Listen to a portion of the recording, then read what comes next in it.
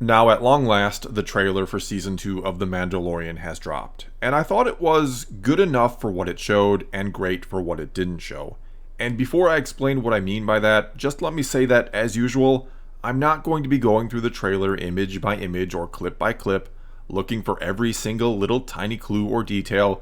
This video is not going to be 101 things you somehow missed in a 90-second teaser trailer. Instead, I'm just going to assume you saw what I did and picked up and understood most everything that mattered. Anyway, as I said a moment ago, I did think it was good, though maybe a touch underwhelming for what it showed, and I thought it was great for what it didn't show. Meaning, the little bit we saw was certainly solid and rather interesting, and got me even more excited for this upcoming season, which is, of course, what it's supposed to do. A trailer is supposed to get you hyped. But at the same time, it didn't feel the need to spoil anything or everything like some trailers do. There was nothing truly jaw-dropping or revealing or shocking. We didn't see something crazy like Ahsoka with her white lightsabers out fighting Boba Fett who was shooting rockets at her or anything like that. Not to say I wanted to see that or anything like it even. I want there to be some degree of surprise when or if Ahsoka and Boba Fett or any of these other rumored characters, and I stress rumored because none of them have been confirmed, when they finally or actually do show up in the show. Which is why I said the trailer was great for what it didn't show. It didn't ruin any of that, which also seems to show that they have a lot of confidence in the characters and their stories that they gave us in Season 1, that they didn't feel the need to give away major plot points or major character reveals in a trailer. Instead, all it really did was reiterate what the gist of Season 2 will likely be or centered around, which is the Mandalorian's search for Baby Yoda's or the child's place or his people. At least that's what we'd assume it'll be. There are rumors out there that it'll take an unexpected turn at the midpoint of the season. Also, we recently had both Jon Favreau and Dave Filoni talk about how this season and the stakes within it will get bigger.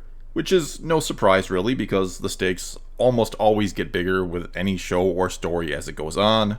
But what was maybe a bit surprising is when Favreau talked about wanting this to be a bit more like Game of Thrones, where you have multiple storylines and character points of view and all of that. Which, as I said in a video the other day, is something I'm all for with a Star Wars show or series at some point.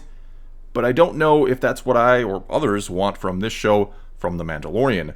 I mean, there was certainly a type of charm with the simplicity of Season 1, where it was really just about Mando and the child, and that same charm was also captured in this trailer quite well, where we got a couple what you might call cute moments between the two characters.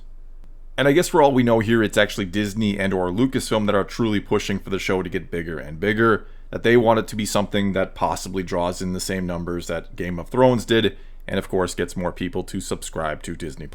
I mean, let's not forget that they did hire Benioff and Weiss, the showrunners of Game of Thrones, before those two took a crazy offer from Netflix somewhere in the neighborhood of $200 million and left Star Wars.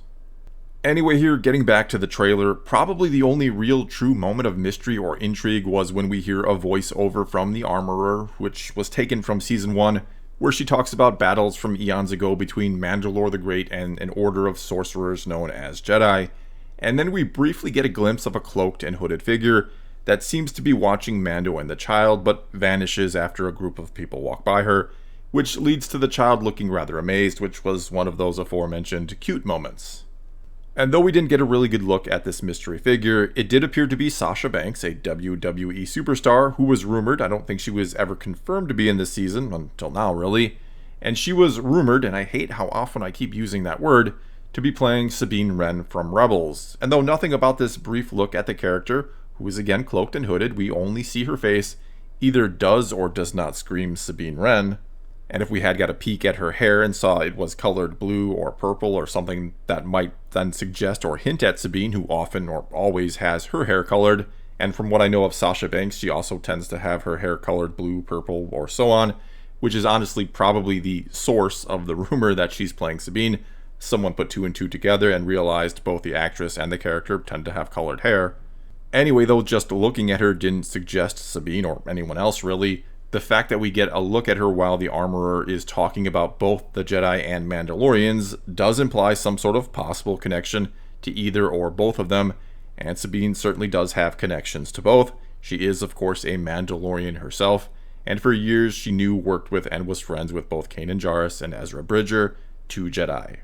She's also then connected to Ahsoka, a former Jedi. In fact, the last time we see both those characters is when they're on the verge of going off in search of Ezra, as seen at the end of Rebels. In other words, I wouldn't say it's impossible that she's playing Sabine, which would bode well for Ahsoka and or Bo-Katan then showing up in this season as well. Though I suppose it's also possible no hint was meant to be implied or given about who she is, though I do tend to think the way it was handled in the trailer does imply it was. It's also possible this is a brand new character altogether, that's maybe a Force user, or maybe even a Jedi training under Luke, or maybe she's even just a bounty hunter looking for the child to score a payday, or she could be a different Mandalorian altogether. Who knows, but I certainly wouldn't rule out the chance that, yes, she could be Sabine Wren. Other than that, though, not a whole lot of mystery to discuss in regards to this trailer. We did see that he'll be going back to Tatooine this season, which is possibly where he'll encounter Boba Fett, if that was indeed who we saw at the end of the 5th episode last season. I suppose it could also be Cobb Vanth, who, in the Aftermath novels, apparently finds Fett's armor and basically becomes like a sheriff and wants to clean up the scum and villainy on Tatooine. Though if they did that, if they pulled some type of bait and switch with Boba Fett, I'm not sure fans would be all too pleased. And maybe if the rumors of Tamora Morrison being in this season are true, and he of course played Jango Fett in the prequels as well as all the clones, then it could be that the Mandalorian will encounter Boba Fett outside of or without his armor, and that the two will work together to get it back. Don't think that's likely. I think there's a better chance that the two would be rivals of sorts, but who knows? Maybe they'll subvert my expectations and make it where the two have worked together before and are on friendly terms.